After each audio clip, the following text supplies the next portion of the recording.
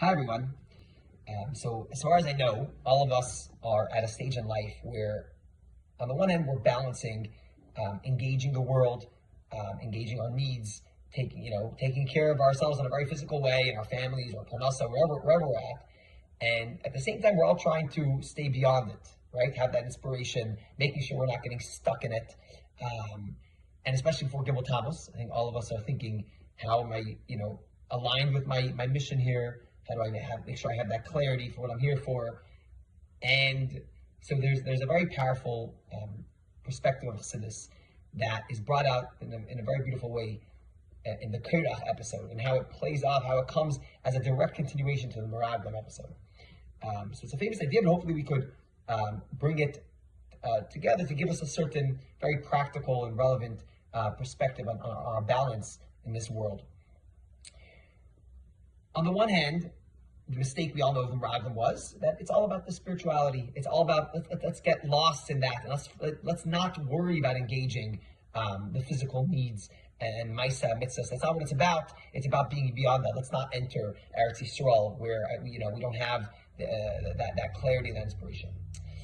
And that sounds right. That especially I think all the Lubavitchers here, right? That sounds like a classic mistake. That's not what it's about. It's about about the Maisa Iker.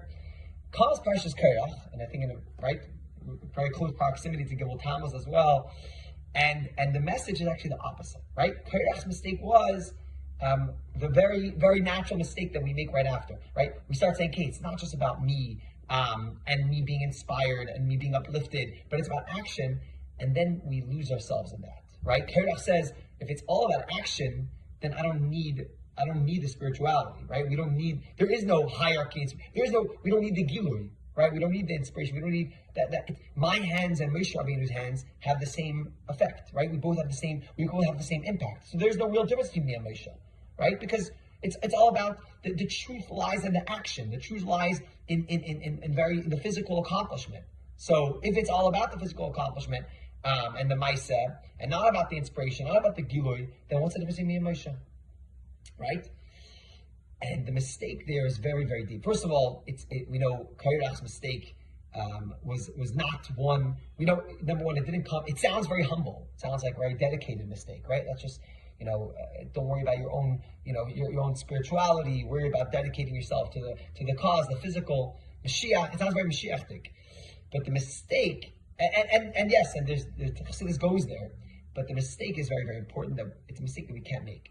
The mistake is that when we get too absorbed in engaging the world, and we forget about Moshe Rabbeinu, we forget about the Moshe in us, right? We forget about feeding the Moshe Rabbeinu in us, feeding the ruchnis, feeding the clarity, feeding the part of us that's beyond making money and beyond all our physical needs. If we forget to feed that, what happens is we start engaging the world as an end for itself. Right? We start seeing the money as something for itself. We start seeing our needs as primary, right? And that like as if that's where it ends. And that mistake is terrible, right? That mistake could lead to forgetting the whole mission to begin with, right?